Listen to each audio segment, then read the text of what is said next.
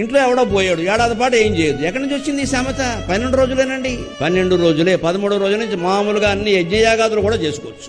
ఏ శాస్త్రంలో లేదు అలాగా. ఏడాది మైల ఎవడు చెప్పాడో తెలియదు. ఇది చేసే పనులు ఎగ్గొట్టాలి.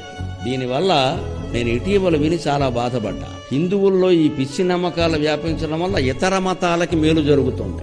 తండ్రి పోయాడు, ఏడాది వరకు గుళ్ళోకి వెళ్ళకూడదు. కానీ వెళ్లకుండా వీడు ఉండలేడు. ఏదో పాపం అనారోగ్యం వస్తుంది, బాధ వస్తుంది, అప్పగే వెళ్ళే అలవాటు ఉంటుంది. వారం వారం వెళ్ళకపోతే మనస్సు పీకేస్తుంది. ఈ దశలో అవతలవాడు వస్తాడు, దా అంటాడు, అంతే కొబ్బరి నుండి అత్తడు తీసుకెళ్ళిపోతాడు. జరుగుతున్న భాగవతం చెబుతున్నాను నేను. మనం ఈ పిచ్చి నమ్మకాలు పెట్టుకుని పిచ్చి నియమాలు పెట్టుకోవడం వల్ల అవతల వాళ్ళు బాగుపడుతున్నాడు. మత మార్పుడు బ్రహ్మాండంగా జరుగుతుంది. ఏడాది పాటు వీడు గుళ్ళోకి వెళ్ళగానే అవతలకి వెడతాడు. ఆయన ఏమంటాడు, మాకు అవన్నీ నువ్వు వచ్చాయి అంటాడు, అంతే. అంచేత నేను బద్దలు కూడా చెబుతున్నా, మనకు కూడా అవన్నీ ఏమి లేవు, హాయిగా వెళ్ళండి గుడికి. అందుకని మతం మారడం అంటే తల్లిని మార్చేయడమే, తండ్రిని మార్చేయడమే. తస్మాత్ జాగ్రత్త, తస్మాత్ జాగ్రత్త.